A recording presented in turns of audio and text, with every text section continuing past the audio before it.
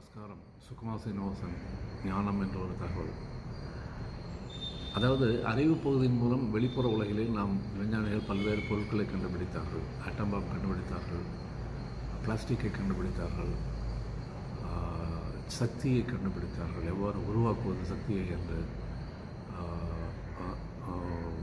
செல்ஃபோனை கண்டுபிடித்தார்கள்.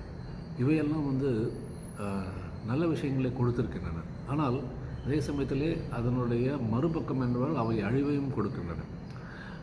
அணுகுண்டுகள் ஆயுதங்கள் என்ன செய்திருக்கின்றன என்று எல்லோருக்குமே தெரியும். பிளாஸ்டிக் எந்த அளவுக்கு இயற்கையை அழித்து கொண்டிருக்கின்றது என்பது எல்லோருக்குமே தெரியும். செல்ஃபோன் என்பது எந்த அளவுக்கு மக்களுடைய மனதை அழித்து கொண்டிருக்கின்றது, எவ்வாறு மூளைச்சலவை செய்யப்படுகின்றது என்றும் தெரியும்.